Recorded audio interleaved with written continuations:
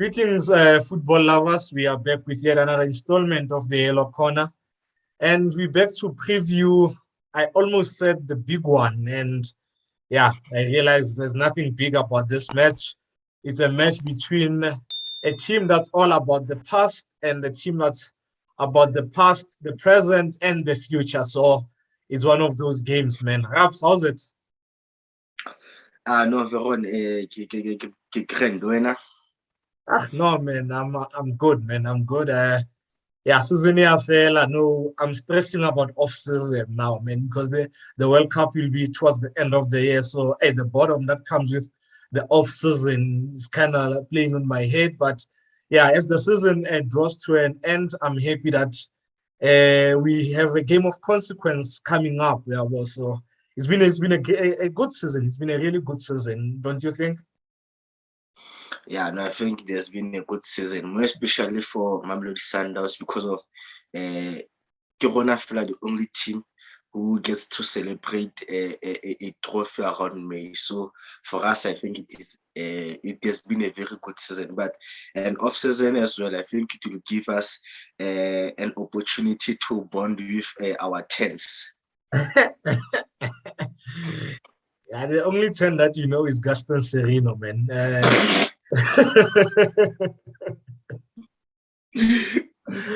Yeah, last season you said something about, I think it was last season or early this season, about teams that just add numbers. And this season, 15 teams have just added numbers to the league. There was only one team because by the end of the season, we have played all possible matches and won every cup that's on offer. But yeah, let's get into this preview, Raps. Let's talk about Kaizer Chiefs' recent form. They've picked up only 3 points from a possible 15, like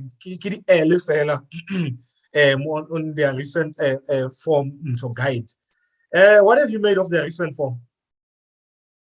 Look, I think they've been performing very poor, more especially in their last 5 games. And you look at the game that they won against Marumo Gallant, as much as they won, but I think Marumo Gallant dominated them in terms of the ball position and the chance that they've created. I think Chiefs, they managed to get a goal, but I think it is one of those goals where I think they were more lucky because of the shot from Dul deflected from Kama and it went in. So I think Marumo Gallant, they deserved a point or 3 points from that game. And I heard their coach saying that it wasn't a good performance, but I think against Kaizer Chiefs, they played very well. They deserved something out of the game. But Chiefs, their performance in the last 5 games, like, has been very poor. And you look at how poor is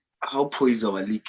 A team can lose 4 games in a row, but they can still be in the top 5. So you ask yourself, because of the team that beneath Kaizer Chiefs, they should be pushing Kaizer Chiefs close in that position. But Kaizer Chiefs in the and they lost about 4 games before winning the one against Marumo Gallant.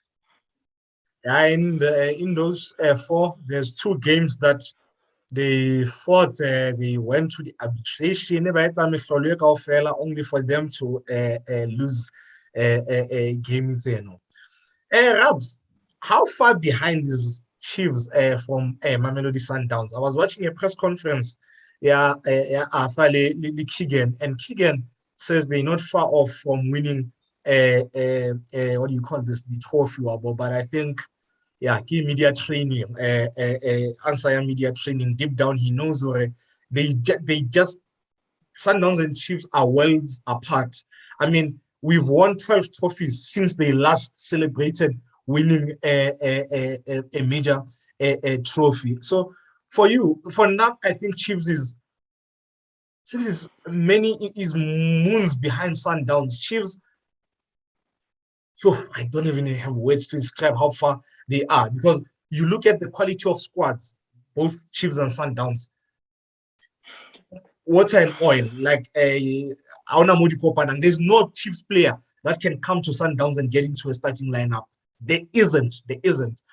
And then you look at the type of coaching, the level of coaching that happened between the two clubs. I mean, Sundowns is there, and then Chiefs is somewhere down there, you know. And then the transfer windows that they need to rebuild the squad this Sabona. I mean, Chiefs still have Matoha and Parker as first choice. When last did those guys win the trophy? I think they were first choice cut 2011. It's 2022. They still first choice, more Chiefs. So they need a couple of transfer windows to get. The thing is, they can't even to say to get close to Sundowns is something else, because the Sundowns, each and every transfer window, they boost squad the Sabona, so they keep getting a level higher and higher. And how far behind are they from us?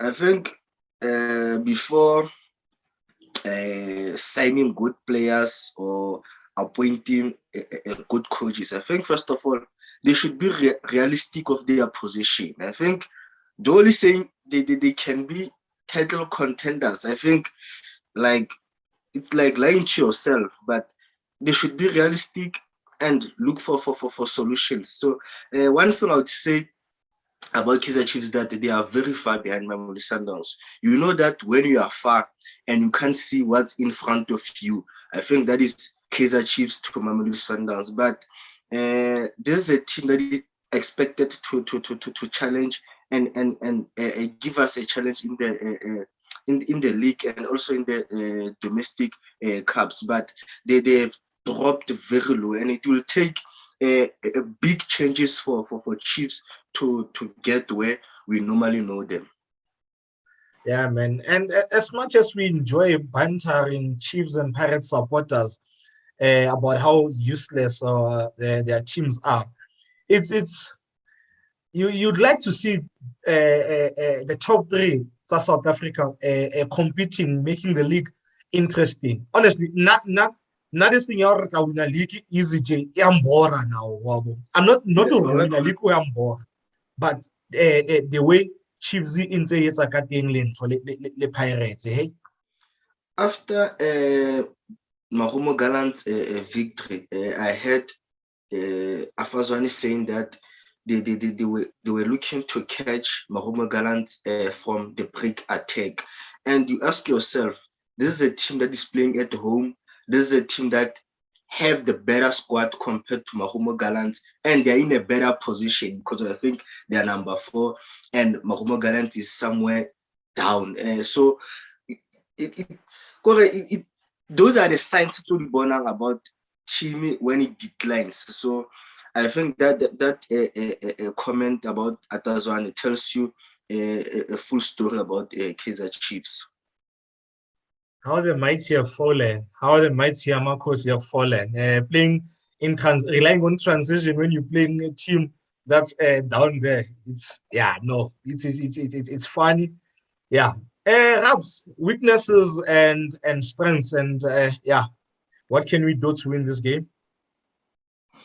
Look, I think one thing about Kaizer Chiefs, they might play bad building up to this game, but sometimes they can surprise Mamelodi Sundowns. I think they know how to fluke a win against Mamelodi Sundowns, and they've done it in the past. But Sunday, I think it is going to be much difficult for them to get a win or a draw. But the positives that I've seen from these Kaizer Chiefs is that their best chances they come from the crosses and set pieces. I think that is where they are more deadly because of they have the height to compete, and they have offensive fullbacks that can push forward and deliver the crosses. And also the runs made by Kamabillard. I think Kamabillard makes beautiful runs. I think the only thing that lets them down, I think it is the pass, that final ball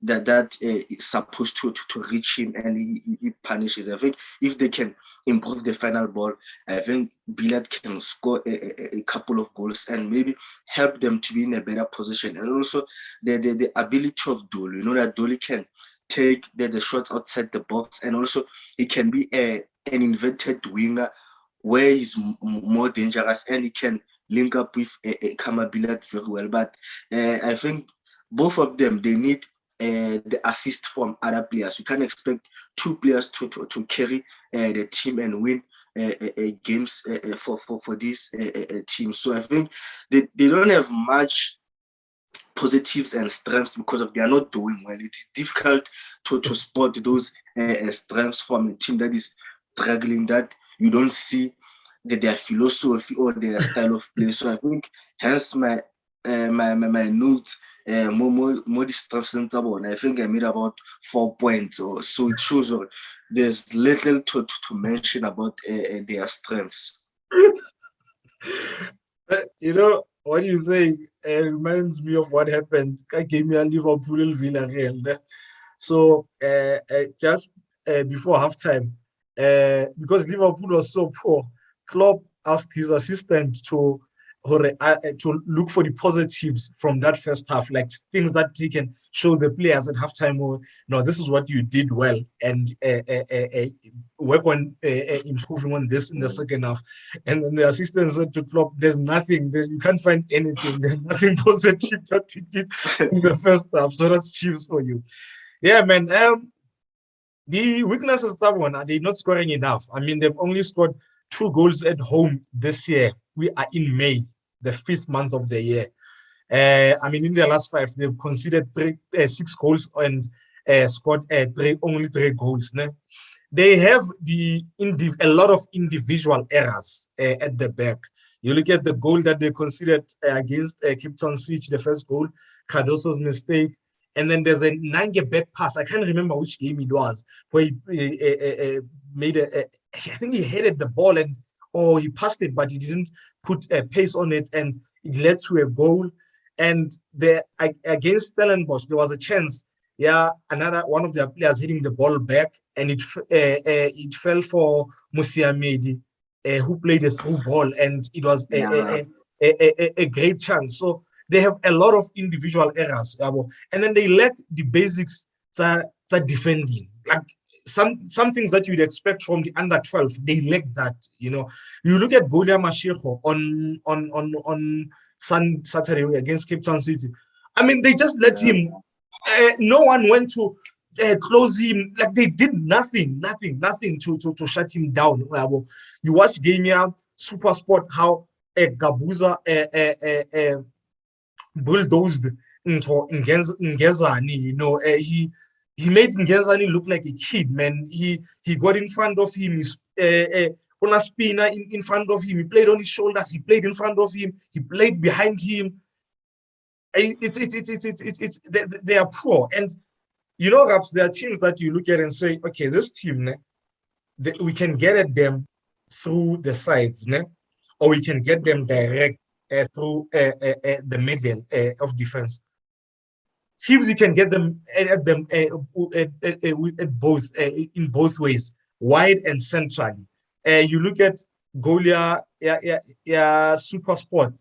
I mean, Nange lost his man, Gabuza Kamole, and the ball was played from the left, Super Sports, to the right. And there are a lot of times whereby, especially in that Stellis game, Stellis were just going through directly through the middle. Their center back pouring is awful. Those guys should not be playing. They should be playing for teams. Fight. Yeah. I think the reason why I think that the center back pairing or partnership it is poor. I think it is the chopping and changing of that position. I think it is a very sensitive position to try and experiment and make a lot of changes. And you look at how they change the center back pairing and how they change the goalkeeper. It is very difficult for them to form an understanding, because of when you are a goalkeeper, let's say you are a Vuma, you don't know who's going to start. Sometimes it is Rama's left center back, sometimes I say Rama ki Caruso, sometimes it is that boy Atwango, Clear Africa. So it is difficult for them to form a partnership. And also the goalkeeper Lena, like he doesn't know his defense very well, hence there are a lot of mistakes, more especially that one they made against Cape Town City. I think it was Carlos. I think if there was a better understanding amongst the defenders and the goalkeeper, I think they should have dealt with that situation much better. And one thing that I have noticed about Kaizer Chiefs is that they play a high line and also they play an offside trap, and they don't know how to execute a high line and offside trap. You find out someone they're trying to push forward, but the other defender is trying to make a run with the striker that is trying to beat an offside trap. So I think if they can have a better understanding on how they are going to play a high line or how they are going to play an offside trap, I think they can get away with conceding a lot of goals. And it is very risky to play an offside trap or a high line linemen South Africa, and when there's no VAR, because of it's like you are gambling. Basically, you are gambling. You hope the lineman will raise up his flag and it becomes an offside. Definitely, man. I was gonna jump to Tabayao. They've seemingly started playing a very high line, and in a couple of games they've been caught in transition. And the thing is, Chiefs in some of the highlights that I saw, they would get a corner, and that corner would lead to an attack. Yeah, the opponents. So it's something that I think we should really look to exploit. And then there's this boy Machine. Love that boy. I think he's one for the future. He'll be one of the best players in our league or to come out of South Africa.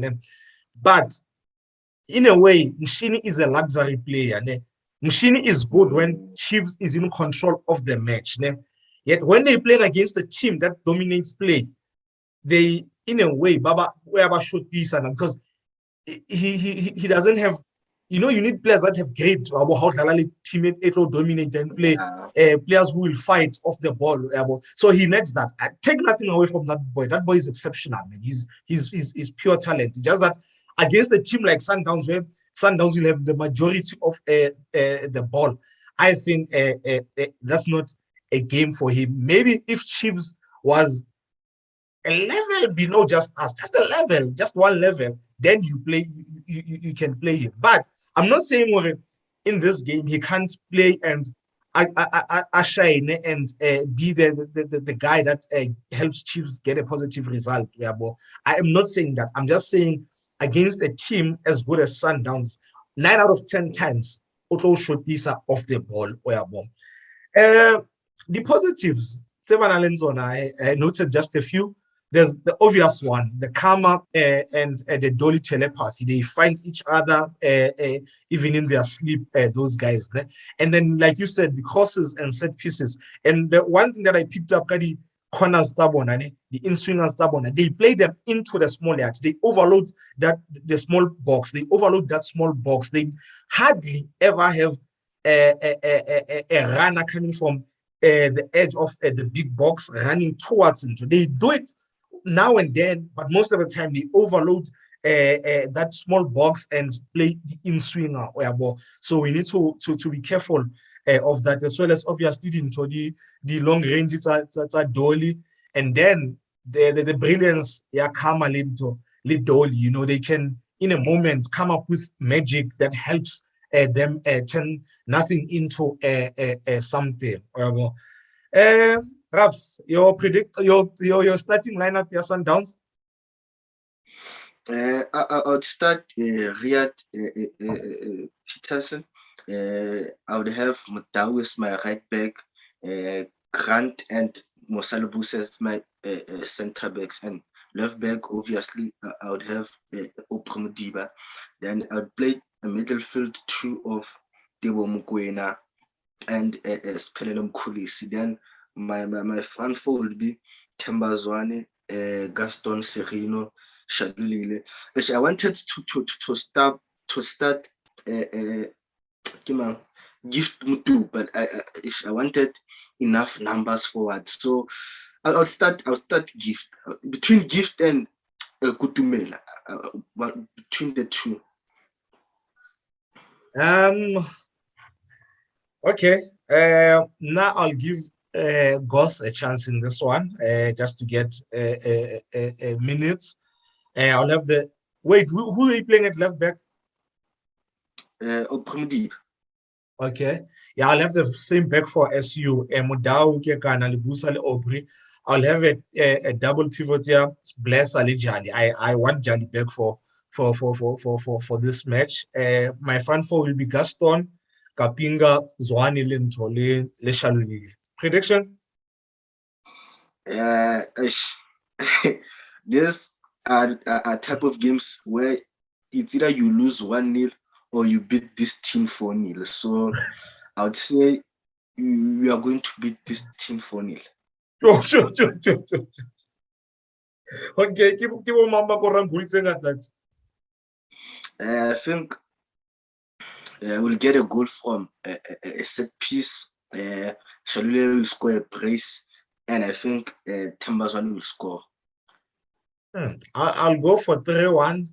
I'll go for 3-1. The one, Jim, it's just for their pride. I think Shalule will get a brace, and I think Lishika will get one. I get one pride.